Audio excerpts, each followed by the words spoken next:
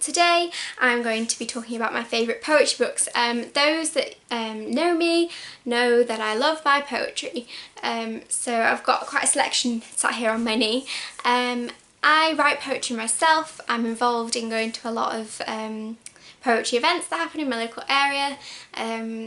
Yeah, I love poetry, so I'm always looking for some good poetry, and I've found some, so I'm going to show you in a minute. First up, I've got Undying, a love story by Michael Faber. This is about his wife and her death from cancer, the before and after. It is absolutely beautiful, and it's understandable. It doesn't go off to places where you don't quite understand what he's saying. It's very solid, very physical, and he says things such as when his wife is dying, her watch is on the side, keeping time and waiting for her to come back. Things like that I just find incredible. I actually borrowed this from the library first, and then I had to get my own copy because look at the cover, it is beautiful, and that goes for the writing as well. Yeah, I love this one. Next up, I've got Imagined Sons by Carrie Etta.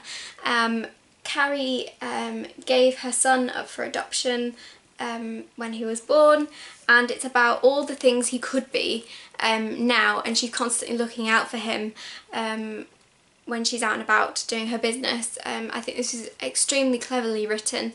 I really enjoyed it. If you're looking for something a bit different, I've never read any poetry like it. I enjoyed it. Yeah, so the birth mother, the adoptive mother and their surfer son, the woodcutter, the pilot, the friend, the train home, and throughout it there's little sections where she's going, where is he, what's happened, like her thoughts on it all, and I think it really comes together as a really nice collection. I read it quite quickly, and that's the beauty of poetry, you can read it quite quickly. I would recommend this if you're new to poetry. I think it's very accessible, really enjoyed it. Next up, I feel like this is a YouTube standard. Like, if you talk about poetry, I think you're going to talk about this book at some stage. Milk and Honey by Rupi Kaur. This is beautiful. It has beautiful illustrations, and I think it's very brave to put like 2 lines on 1 page. I think that's extremely brave. I think she's self-published. Am I wrong? I think she's self-published. I think that's what's given her the ability to make such a different book to traditional poetry. I don't know if that would have got published in the same way with traditional publishing.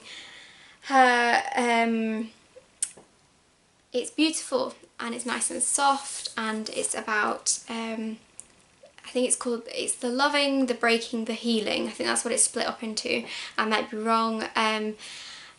It hugs you and won't let go of this book. I look in it all the time. How can our love die if it's written in these pages? Just little things like that, just absolutely beautiful.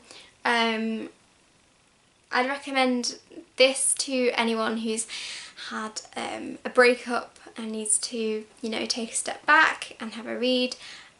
Beautiful, really enjoyed it. Next up, I've got Stag's Leap by Sharon Olds. This talks about her divorce in a very Sharon Olds way.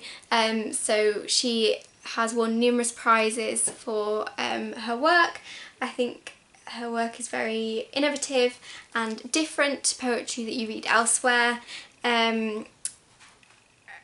Yeah, just about her marriage and it crumbling, and piecing herself back together afterwards. Yeah, I really enjoyed this. I know I'm saying that for all of them, but you know, this is my favourites video. I think this was very tactfully done, very cleverly done, but also very personally done. Yeah, very good about moving on and but also it being present with you throughout your life, this love. So yeah, Sharon Olds. Next up, I've got the poetry review. Now, you get this if you're a Poetry Society member. This is brilliant if you want to know what is bang up to date in poetry, what's in, what's out, and it's also got some really insightful reviews. Don't get me wrong, sometimes they do go over my head, but it's an extremely interesting read. Big poets get published in it, so you get a snapshot of people's work before you commit to buying their collection or their pamphlets. I could do a video on poetry magazines actually, because I've got quite a few, if that interests anyone.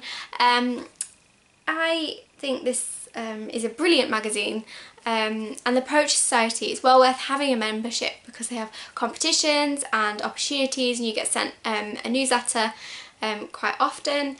And if you're under the age of 25, I'd recommend signing up for the Young Poets Network. So they have competitions once every sort of, I think it's once every couple of months one comes up. I've won a few of them, and it's opened up quite a few opportunities for me. They also have a huge list of competitions that you can enter. If you're, I think from 11 to 25, I think that's the age range. Huge amount of competitions, like crazy, like you're sat there scrolling for ages. They've got about magazines that you can read, and websites and blogs, and fabulous. I think really good. I'd recommend doing both, as I have, but the Young Poets Network, to sign up to their email, is for free. With this, I think this is brilliant if you want an evening in, and it's cheaper than going out. It's cheaper than going to the cinema if you break it down over the year. So yeah, if you want a snapshot of modern poetry, I'd go for this one. Finally, I've got this one. Not going to be a surprise to anyone if you've seen my Holllie McNish video. This recently won the Ted Hughes Prize, rightly so. It's about motherhood and feminism and the commercialisation of parenthood, and I think it's beautifully written. This is also another good one if you're new to poetry, because it's poems, but it's also her diary. So it's poems in her diary. I said this in another video, I'll put the link in the description actually, but Holllie inspired me to start writing every day and start keeping a diary. So yeah, I owe quite a lot to reading this book, and it is a fabulous book. And don't let the size of it scare you, because I got through it in about 2 days, and I was on holiday and I wasn't reading much. There's a lot of poetry. There's more poetry than diary in it, and there's a lot of free space. So don't let it scare you. It was brilliant. I hope you've enjoyed my video talking about poetry. If you'd like some more, please leave a comment. Please let me know what poetry you like reading, or what I might like reading. I really like modern poetry, but I have read some Wordsworth and I have enjoyed that. So yeah, leave a comment and I'll see you again next time. Bye!